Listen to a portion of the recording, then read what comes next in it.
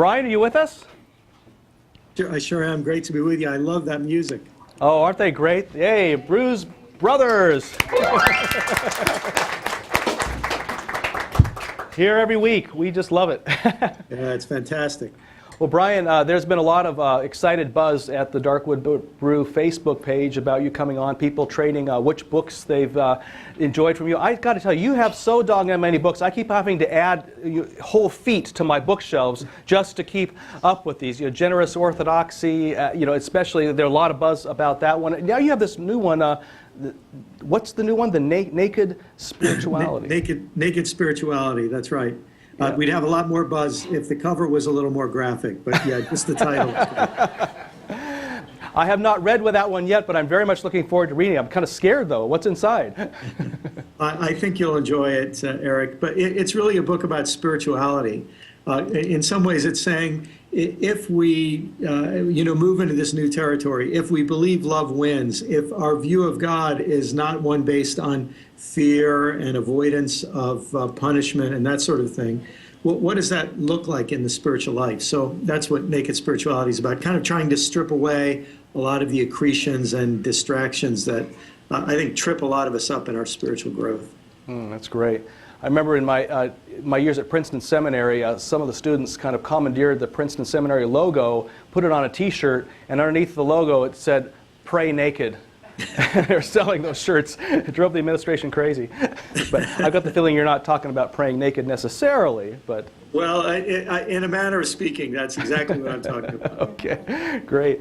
Well, Brian, in this talk about salvation, I think probably the first question that comes to people's mind, if we are saying that perhaps God's love might be more expansive than many argue, would be, well, what are we saved from then? If we're not saved from some fiery torture chamber for all eternity. I've even heard the president of, what was it, the Southern Baptist Theological Seminary saying, hey, if there's no hell, there's no reason to go to church anymore. Oh, I mean, this is what's so tragic in my mind, Eric, and this to me is the real deeper issue that Rob Bell's book and what you've written in Phoenix Affirmations and elsewhere, and what I've written in some of my books. The deeper issue has to do with, number one, our view of God. What is God like?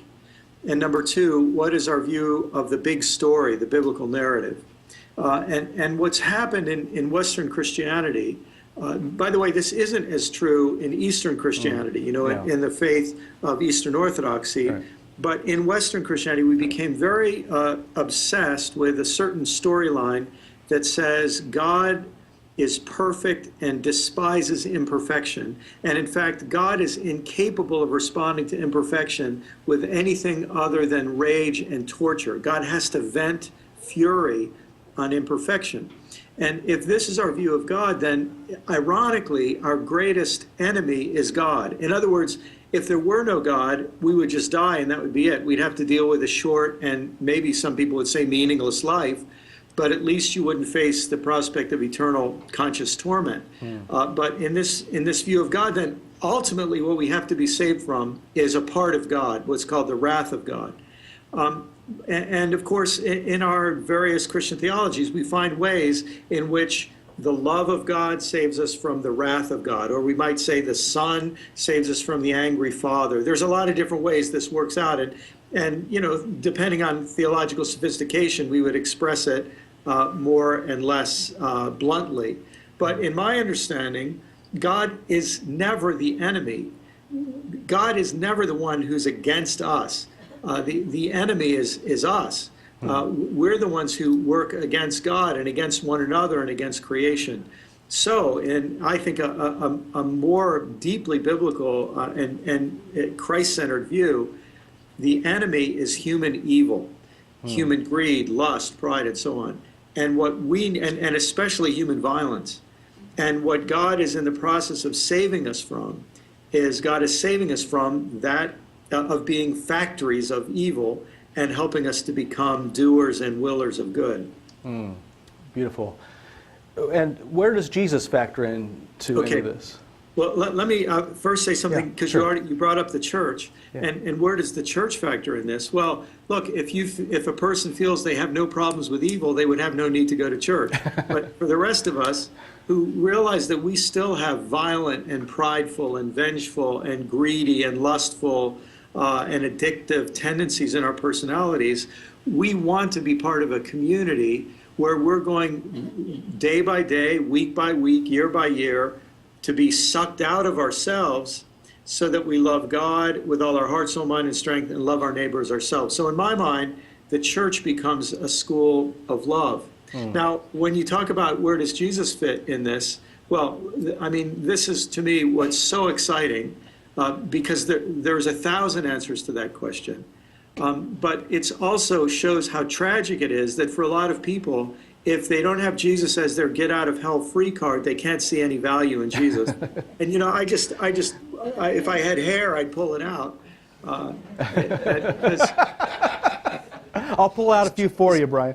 Yeah. Well, I'm out of luck on that one, but because Jesus is incredibly important. Let me just can I give one quick example Sure. from the Bible? Please. So people, when this issue of hell and salvation, I think in a misunderstanding of the term, when it comes up, people always want to quote John 14:6, I am the way, the truth, and life. No one comes to the Father but by me, which, you know, that verse is so deeply and profoundly misunderstood. Yeah. If you read that verse in its context, it's saying something very different. Yes. But I wonder what would happen if we started quoting John 14:9, which is where Jesus says, anyone who has seen me has seen the Father. So I'd want to say, how many people did Jesus throw into the fire? How many people did Jesus torture and kill? How many people did Jesus reject and turn away? And it's a very small number, actually zero. And so why is Jesus important? He's the one who reveals to us this nonviolent, this forgiving, this beautiful image and picture of God. Jesus not only reveals this as an idea, but then embodies it in human flesh and in history. That's great. Well, have you always held to this more expansive view of salvation, or did you experience yourself a personal turning? Or Yeah. I grew up hearing, this sort of, and now I see it as a deeply conflicted message. God loves you, and he's going to burn you forever if you don't accept his love. You know, I remember that never totally sat with me like it worked and made sense, but I was a good boy, and I wanted to believe and say what I was supposed to believe and say. So I in some ways, tacitly went along with that view for a long time. But then I went through a lot of theological rethinking. And from about 1990 to 96, the kind of evangelical, fundamentalist, dispensational, if those words mean anything to anybody, that my theology was gradually deconstructed, and it was a lot like, an onion just peeling away the layers. And eventually, I got down to some really deep questions. What is the gospel about?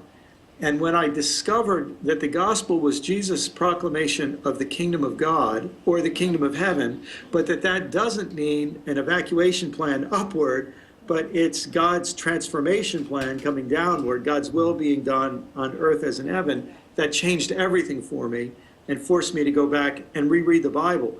I wrote a book about this that I think you noted on the website called The Last Word and the Word After That. And one of the things that I talk about in that book, that I think I was over 40 when this obvious thought dawned on me. And it's funny, I didn't read this, I just noticed it after a lifetime of reading the Bible, is that hell never ever occurs in the Old Testament. Yeah. And when you notice that, it messes up your head, because you realize, gosh, the people in the Old Testament weren't making, or the people in let's say, pre-Christian history, they weren't making sacrifices so they wouldn't go to hell. They had other reasons for making sacrifices. They confessed their sins, not so that they would avoid going to hell after they died. They were actually worried about God's blessing in this life. So that was in some ways the turning point for me. And when I started asking those questions, everything started to change for me. Yeah, that makes a lot of sense. You know, I once did a study of that myself, my background being the Old Testament, and found not only that, but then looking forward into how Jesus, when I took every time Jesus refers to the word salvation in the Gospels, and analyzed them, and it turns out that 95% of the time, Jesus, when he's talking about salvation, has to do with salvation in this life, just as the Jewish people were doing before. Amazing, huh? Jesus, being a Jew himself, continues that understanding of salvation. It's not that Jesus didn't believe in an afterlife, but the focus was very much on this life and reconciliation with community, healing, those kinds of things. So. Yes, I really appreciated Beth Katz's blog on the Darkwood Brew site about this.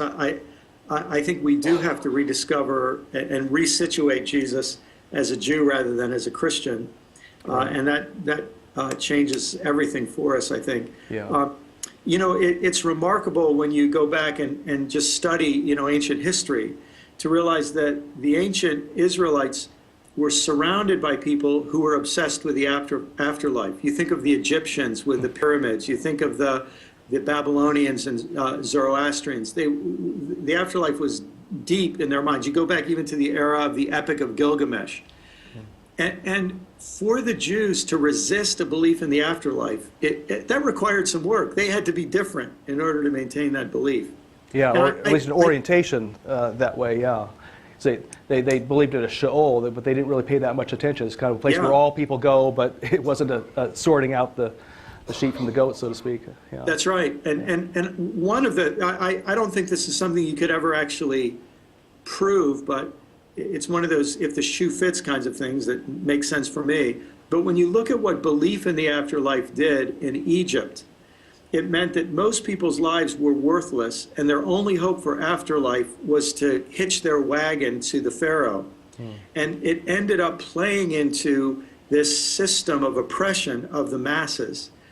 And so belief in the afterlife is not unrelated to the construction of the pyramids.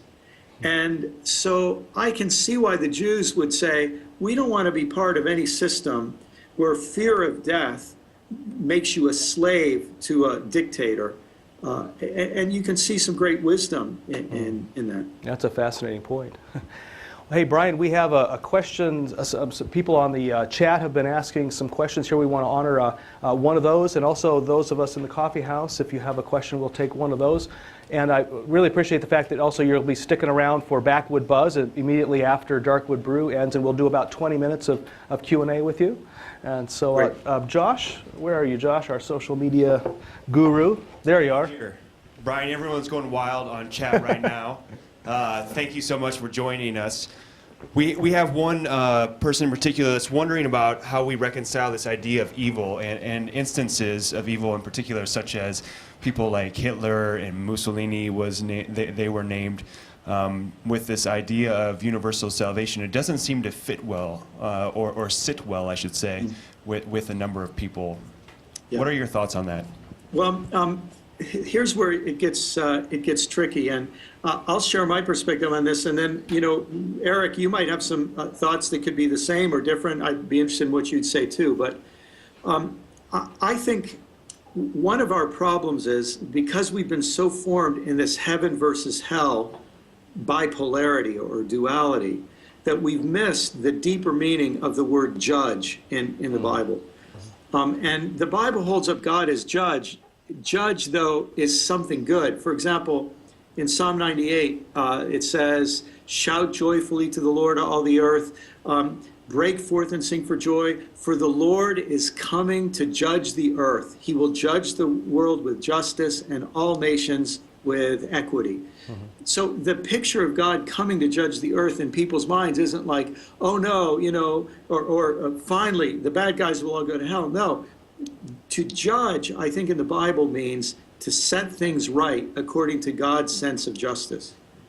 So what that means is that our lives, it's not that we all just go to heaven and it like everybody ends up with the vacation, like on what's the show, The Price is Right. You know, everybody gets the showcase showdown or something. You know, That's not the picture. The picture is that how we live our lives really matters. And at the end of our lives, what we really are, what we really have become, will be manifest. And to be in God's presence means that all of our cover-ups, all of our hypocrisies, all of our sham is exposed. And our sin, in order to be forgiven, has to be acknowledged. So to me, the idea that, oh, it doesn't matter, no, that's not the point at all. But once we clear away this kind of all or nothing, heaven or hell, suddenly the reality of judgment becomes a lot more sobering. And then I think I'm freed from the fear, just the fear of death. And instead I'm motivated to say, I want to make the most of my life. I don't want to just invest in what will bring me a return in this life. I'm willing to end this life, maybe I could say with a credit balance, meaning I've given far more than I've received. In fact, that's the way I'd like to end this life. Yeah.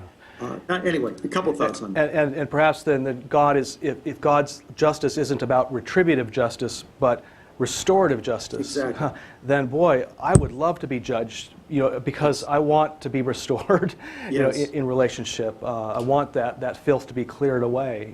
Yes, and when, this is one of those things you were saying in your talk a few minutes ago, Eric, encouraging people almost as a hypothesis to try this out.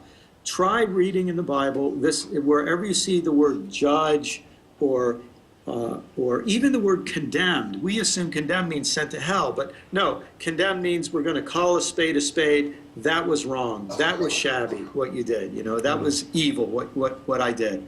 Amen. And when you see that word judge, then to think of it in the restorative justice sense. Gosh, I reread the book of Romans about a year ago, and just taking wherever I saw the word in English righteousness and substituting the words restorative justice. And all I can tell you is it looks like a different book. Yeah. And I think it's a much more coherent and sensible reading. And I think it's true to the original meanings of those Hebrew and Greek words. Yeah, I'd agree with that.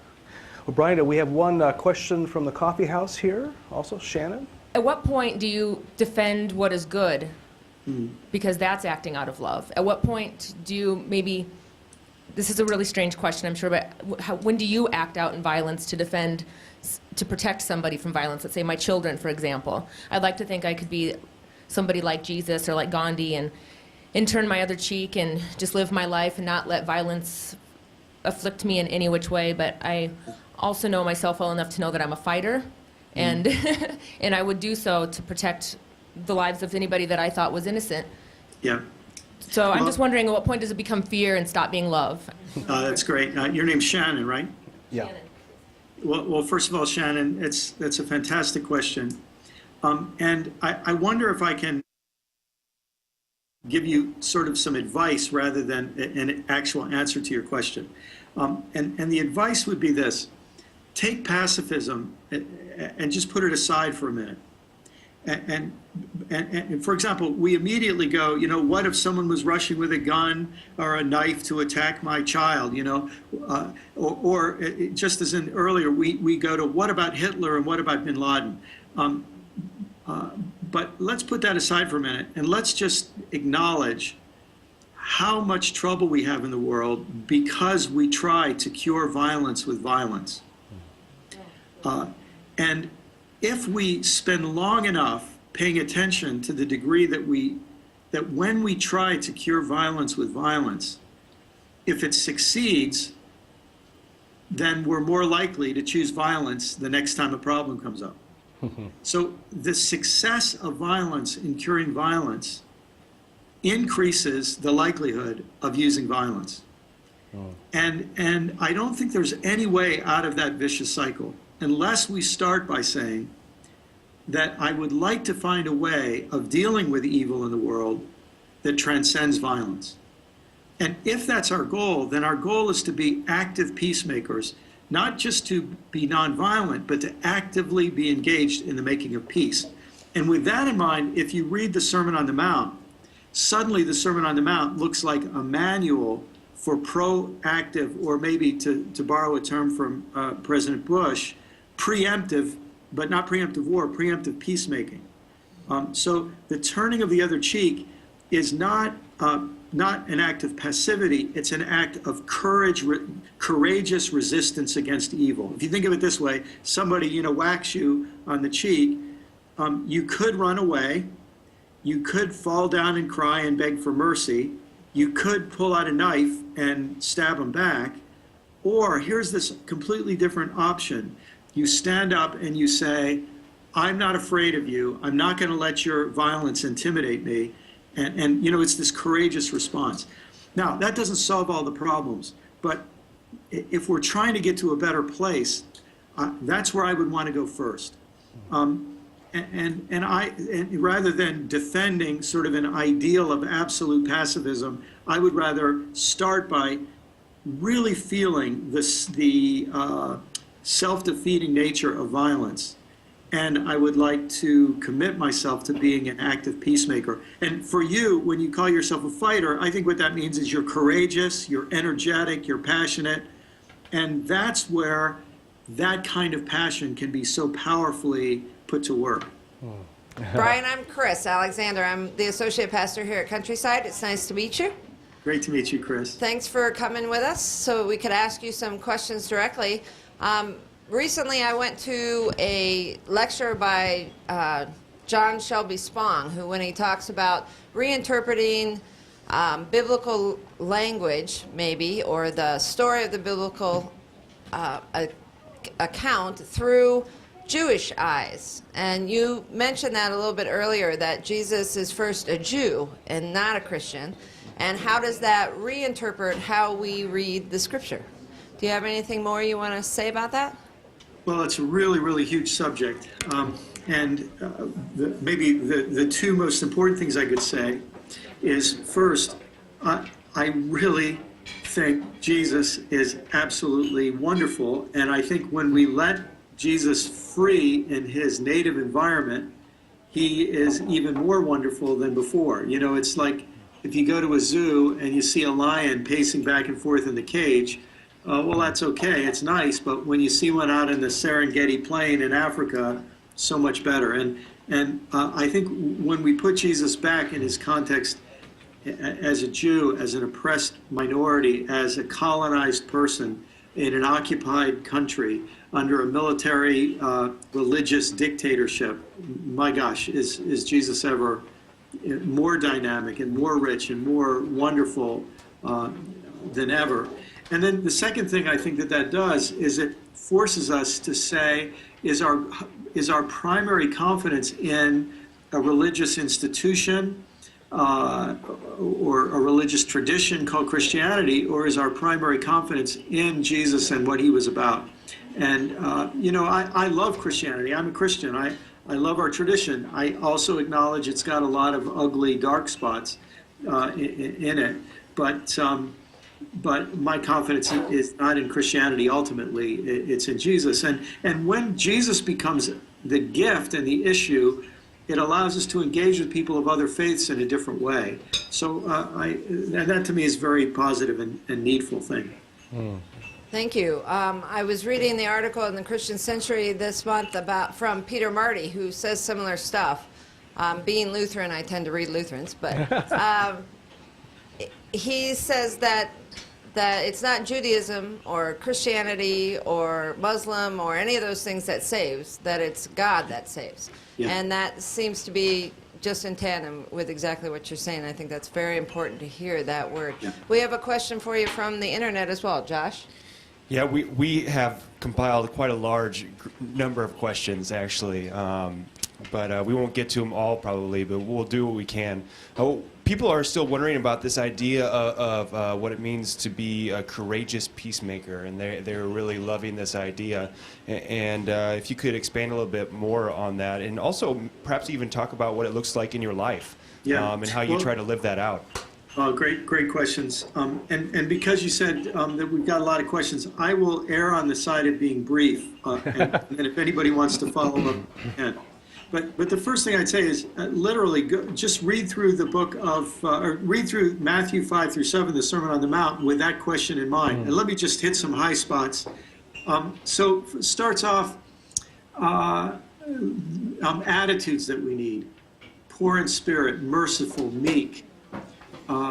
If we cultivate those qualities of spirit, we'll go into the world not creating more conflict, but actually helping bring peace. But it includes a willingness to suffer for justice' sake, and so that says it's going to require courage too. So that might mean, you think here in the United States these days, this is not an easy time to be either a Muslim or an illegal immigrant, undocumented worker, or even a legal immigrant. It's not easy times in many parts of the United States. It's not easy times to be a Native American when the old name Geronimo gets brought up again to identify the enemy. So part of what that means for us is that we immediately think about people who are on the downside of these trends in our culture. We still haven't dealt very deeply with our longstanding and ugly history of racism. So when we go into the world with a sensitivity to those things, we're going to be willing to stick our neck out, not to do it arrogantly, not to do it brashly. Jesus said, it's the meek who inherit the earth. But we go in with that attitude. I think about Jesus saying, if your brother, if you have a dispute with your brother, don't wait till it goes to court. Go and be reconciled to your brother. Yeah. Well, that says to me that wherever we see the potential for an escalating conflict, we say, let's resolve it now. Let's try to get it worked out now. So those would just be some ways that I think we become active peacemakers. So, and I should say what that means in my own life.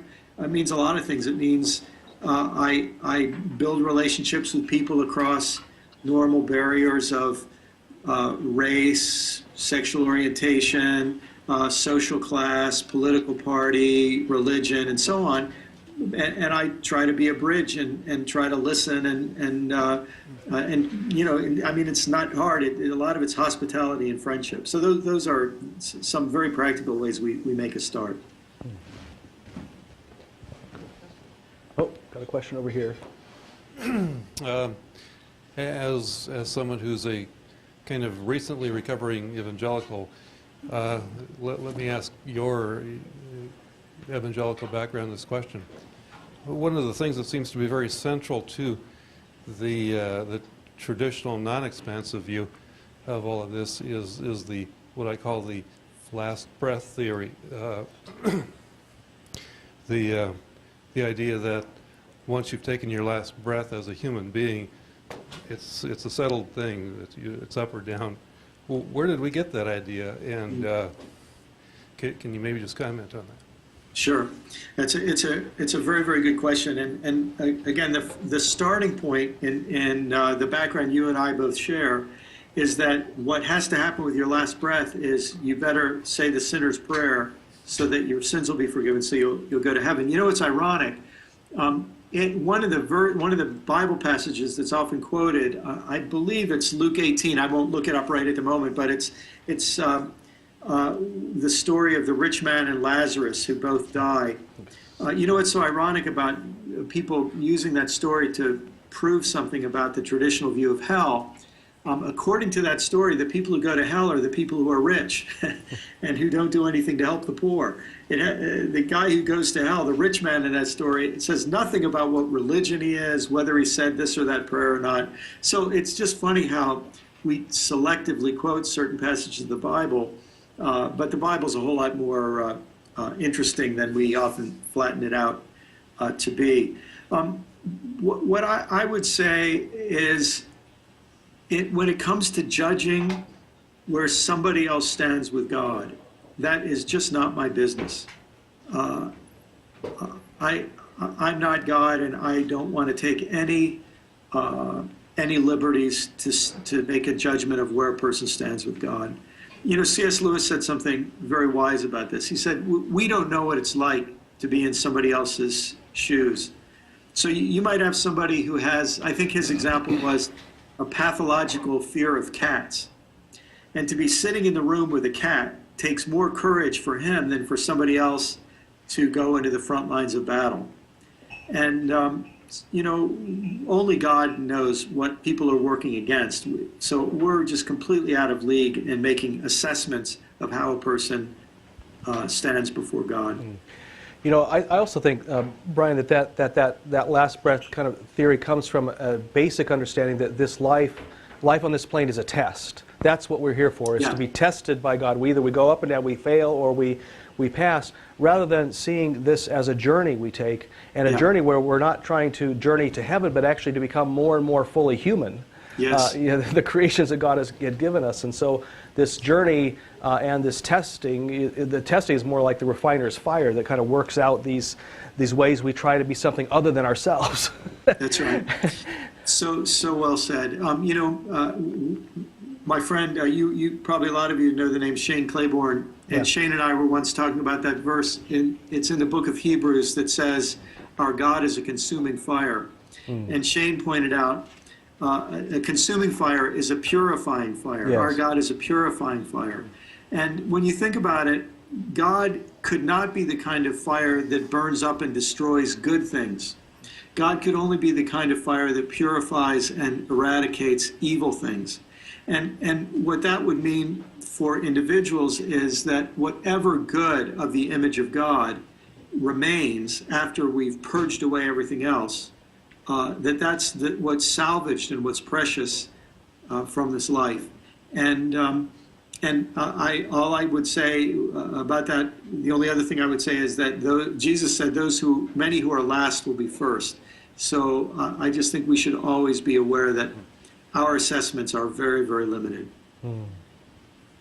I want to take a moment real quick. We just had a viewer join us from Uganda, so I want to say hello, Jocelyn. She thought that it started an hour later. She had the time difference wrong, but she's excited to be here. Some of our viewers are wondering, my intuition tells me this is sort of a theme that seems to be we're tracking on. Someone brought up Matthew 25 and the idea of separating sheep from goats, and Jesus goes on to talk about how when I was naked, some clothed me and some didn't, and those who did not would be, let me see what it says at the end. Truly I tell you, just as you did not do it to one of the least of these, you did not do it to me. And these will go away into eternal punishment, but the righteous into eternal life. And sort of this idea then of what it means to be separated, and perhaps more to this idea, people are wondering about what it means to be restored in this restorative justice. Yeah. Well, a number of things that fascinating passage in Matthew 25 brings up. I don't think we have time to go into that in all the depth that we might if we were in a seminary class, or if we had a couple hours just to grapple with that text. But let me point out a couple of things. First, that text actually isn't about the judgment of individuals. It seems to be about the judgment of nations. And one of the things that we're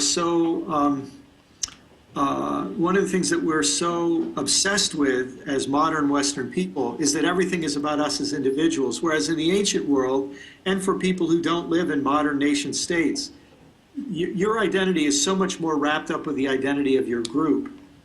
It's by the way, one of the many downsides of our individualistic understanding of judgment is it only makes us concerned about how I turn out instead of thinking about how we turn out. What kind of people are we becoming? And but that passage, I think, if we try to turn it into, let me use two big words just for fun. If we try to use it for ontological interpretation, in other words, through that parable, Jesus is telling us how the nature of things. We'll come up with one set of conclusions. But if we take it as if we have a rhetorical interpretation, saying, what's Jesus trying to get us to do through this? I think it's pretty clear. I think the latter is the right approach. What Jesus is trying to get us to do is to be concerned about the least of these.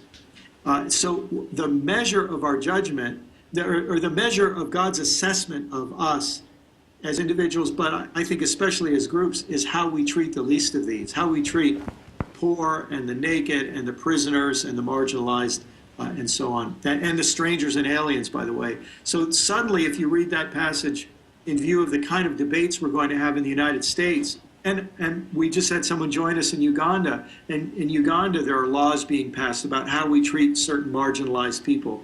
You know, around the world, it makes us say, do we want to have the kind of community or state or nation that treats the weakest and most vulnerable with a kind of dignity that we would want to treat Jesus Christ himself? Powerful rhetorical interpretation of that text.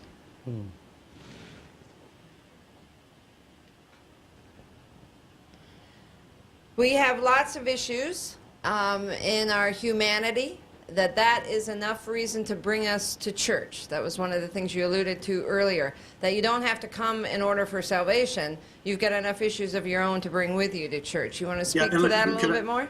Can I just interrupt? Yeah, I mean, it's not, we are coming for salvation, but it's not salvation from God, it's salvation by God. So, you know, the people who know the most about this, in my experience, are alcoholics and addicts who join a 12-step program. And they know that to be restored to sanity is salvation from addiction. And so salvation means restoration. It means liberation. And one part of that liberation is liberation from the fear of death. And I think this is part of the good news of Jesus Christ. We don't have to be afraid of death. We can be confident that just as we live in the presence of a loving God, we will die into the presence of a loving God. So being liberated from all of these things, it's integrated. And unfortunately, a lot of our churches have only specialized in sort of, I don't mean this as harshly as it sounds, but we developed a kind of warehousing approach to the church. The church warehouses souls until they can be shipped to their final destination. But I think this broader understanding of the gospel invites us to see the church as a very dynamic place, a place where people experience liberation internally and participate in God's restoration and liberation of this world. And so if you're in Omaha, you do that in the neighborhoods where you live. And if you're in Uganda, you do that there. And I do that here in my corner of the world. It's and that to me is a fantastic calling. Salvation doesn't become a commodity that we have transactions about. It becomes God's work in the world that we experience and participate in.